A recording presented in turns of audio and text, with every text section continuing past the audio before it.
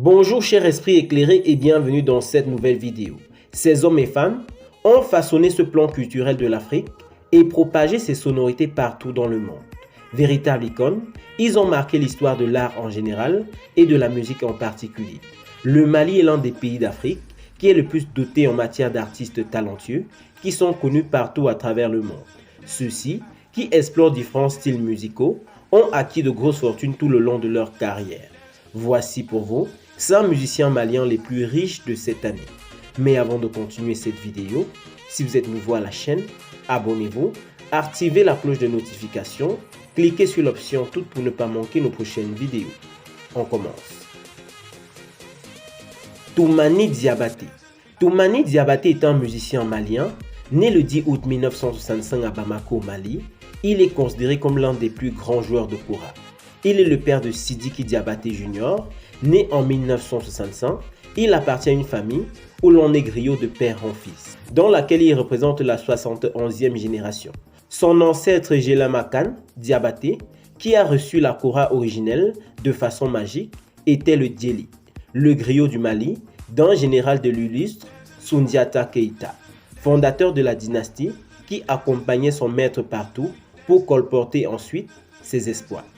Toumani Diabaté est le fils de la diva Nama Koïta et Sidiki Diabaté, joueur de kora d'une notoriété légendaire dans toute l'Afrique de l'Ouest, surnommé le roi de la kora. Il est également le cousin du choriste Mamadou Diabaté. Sa fortune personnelle serait estimée aujourd'hui à plus de 2,5 millions de dollars américains. Iba On, de son nom de naissance, Ibrahim Mahamadou Fili Sissoko, est né le 22 mars 1989 à Bamako et est un rappeur, artiste, auteur, compositeur et producteur malien. Il est récompensé de plusieurs prix au Afrima All Music Award et désigné meilleur artiste de l'Afrique de l'Ouest lors des prix MUT, prix international de la musique urbaine et du coupé décalé en 2011. Iba On est né en 1989, est le fils de Mohamedou Ibrahim Sissoko et de Ouma Dili Kamara.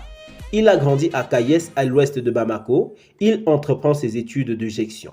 Sa fortune personnelle est estimée aujourd'hui à plus de 3,5 millions de dollars. Salif Keïta. Salif Keïta est né le 25 août 1949 à Djoliba au Mali et est un chanteur-musicien malien. Depuis le succès international de ses albums des années 1980, il fait partie des musiciens reconnus de la world music et l'un des principaux artistes de son pays. Salif Keïta est descendant en ligne directe du fondateur de l'Empire du Mali, Soundiata Keïta. Il souffre d'albinisme dans une région où les albinos sont mal vus en raison des pouvoirs maléfiques qui leur sont attribués. Après ses études, il rêve de devenir instituteur, mais il est recalé à cause de sa mauvaise vue. Il décide alors de devenir chanteur, ce qui va créer un scandale dans sa famille. Traditionnellement, la musique est réservée à la caste des griots et les Keïta sont une famille de princes. Il est rejeté par sa famille et part à Bamako en 1968. Sa fortune personnelle serait estimée aujourd'hui à plus de 4,5 millions de dollars. Sidiki Diabaté. Sidiki Diabaté, né le 8 février 1992 à Bamako, au Mali, est un chanteur, musicien, compositeur, instrumentiste, beatmaker, arrangeur musical et producteur malien. En 2006, alors qu'il n'est âgé que de 14 ans, il enflamme le théâtre des Privas par son jeu de kora lors de sa première sortie au festival Images et Paroles d'Afrique, en Ardèche. En plus de la kora, il joue d'autres instruments tels que le piano et la guitare. Après s'être concentré sur le rap et le hip-hop, il se lance dans l'industrie de la musique grand public. En 2015, il est nommé au Grammy Award, comme l'avait été son père en 2006 et en 2010. Sa fortune personnelle est estimée aujourd'hui à plus de 6 millions de dollars. Aya Nakamura.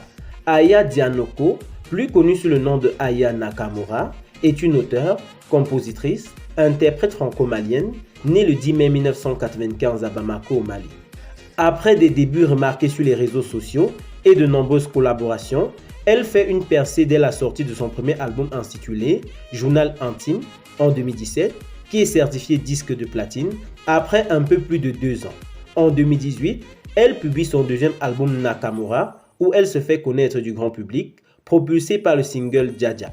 Ce nouvel album est certifié disque de diamant avec les ventes atteignant plus de 550 000 unités en France et plus de 1,2 million d'exemplaires vendus dans le monde. Ses chansons se classent dans les pays francophones et à l'étranger. Sa fortune personnelle serait estimée aujourd'hui à plus de 15 millions de dollars. Merci beaucoup d'avoir regardé cette vidéo jusqu'à la fin. Lequel de ces musiciens est votre préféré?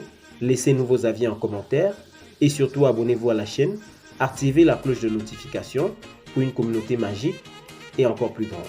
À très bientôt pour une prochaine vidéo.